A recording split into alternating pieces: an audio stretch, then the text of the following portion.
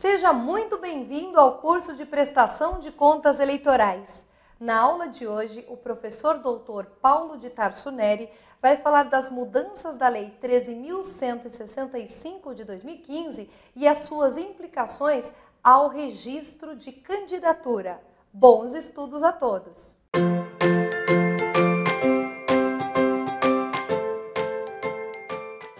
Olá, meus amigos, estou de volta. Vamos falar um pouquinho da própria candidatura, porque isso vai trazer reflexos na possibilidade, no que pode o candidato fazer e o que não pode o candidato fazer. Até porque se ele não houver registro da candidatura, não vai poder fazer absolutamente nada. Então, houve uma pequena alteração na Lei 9504 pela essa mini-reforma política pela Lei 13.165 de 2015. Então, partidos e coligações solicitarão à Justiça Eleitoral o registro dos seus candidatos até às 19 horas do dia 15 de agosto e que se realizarem as eleições. Então, quando você fala em registro de candidatura, ou seja, você é registrado pelo seu partido ou você é registrado pela sua coligação, eles requerem à Justiça Eleitoral o registro da sua candidatura. Só depois do final de prazo, é que nós podemos ter aquilo que nós chamamos de campanha, propriamente campanha eleitoral.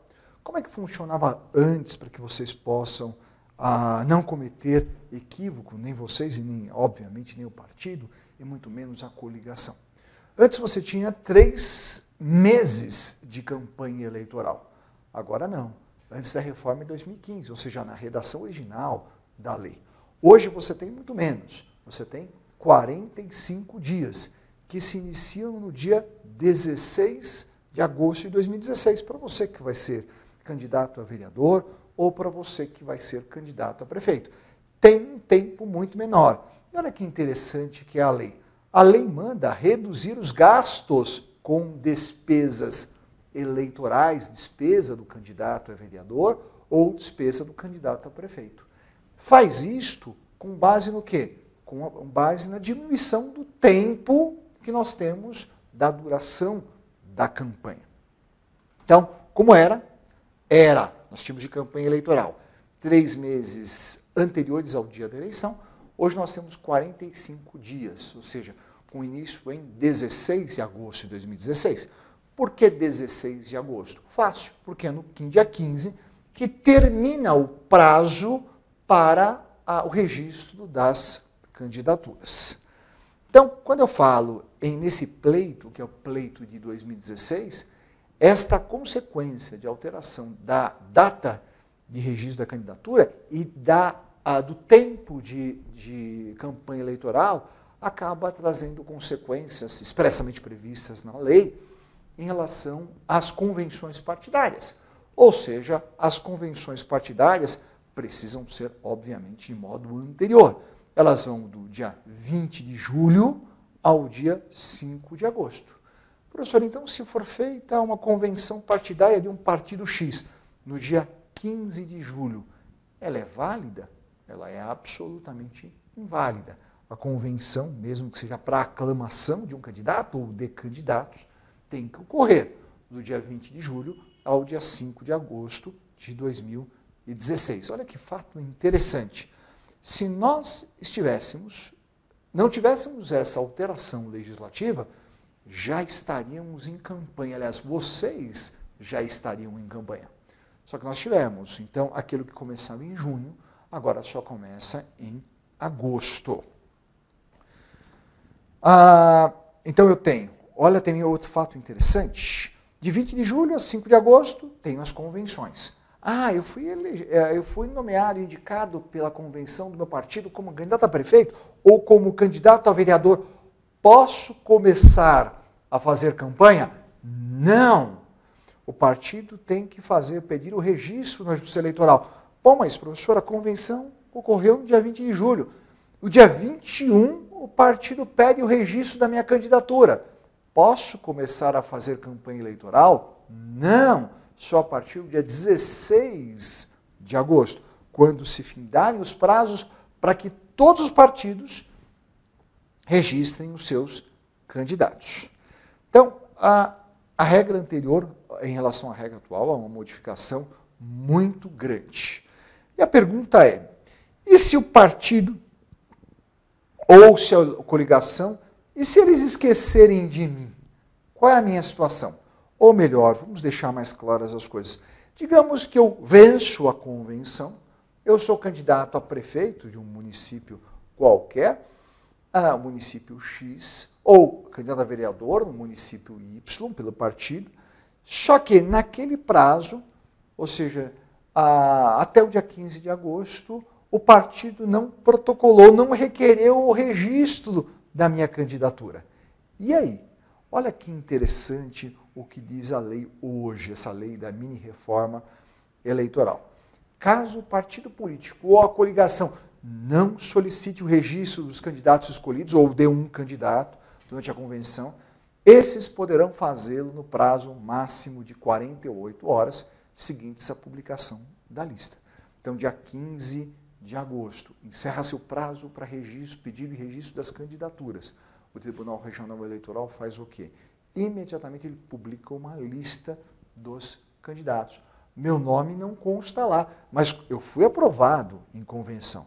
Neste caso, eu posso requerer o registro, independentemente do partido, porque o partido já me aprovou por convenção. Bom, e professor, mas houve já a publicação da lista. Meu nome constou lá, quer porque constou de forma imediata, quer porque eu requeri depois, acabei de ver em 48 horas, e o Tribunal Regional Eleitoral fez constar o meu nome como candidato do partido Z. A possibilidade de impugnação do registro da candidatura não sei se vocês se lembram, óbvio que sim, é muito comum você ter alguns candidatos que o partido registra por uma razão ou outra, ele não tem condição de elegibilidade, por exemplo, ele tem uma sentença penal transitada em julgado, ele está sofrendo os efeitos, por exemplo, ele foi pego pela lei da ficha limpa, por exemplo, a questão etária, que é que nos interessa. Haverá uma ação de impugnação ao registro da candidatura. Quem pode apresentar essa ação, quem pode propor no Tribunal Regional Eleitoral, na Justiça Eleitoral, essa ação de impugnação de registro de candidatura? Qualquer candidato, um candidato de outro partido, ou um candidato do meu partido mesmo, ou da minha coligação, um partido político, ou uma coligação, ou o Ministério Público Eleitoral. Se houver esta ação, haverá a citação, lógico, serei eu citado, minha candidatura está sendo impugnada, tenho um prazo de 7 dias para me defender, haverá instrução, significa haverá fase probatória, as partes podem produzir prova, por exemplo, eu posso demonstrar, eu já tinha 18 anos, essa sentença penal transitada em julgado, de fato ela houve, mas a pena já foi extinta, portanto, não há mais que se falar em eu contesto e provo, faço prova. Depois disto, você tem conclusão ao juiz eleitoral que profere uma sentença.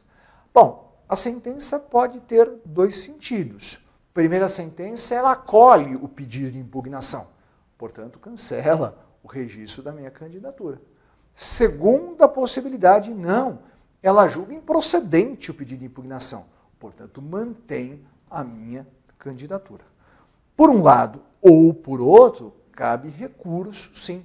O recurso vai ser feito ao Tribunal Regional Eleitoral. Então, se o Ministério Público Eleitoral é quem propôs a ação, mas se saiu derrotado em sentença, ele pode interpor recurso em 3 dias. Se, por outro lado, eu me saí derrotado, a minha candidatura foi cancelada, então eu posso interpor recurso contra essa decisão.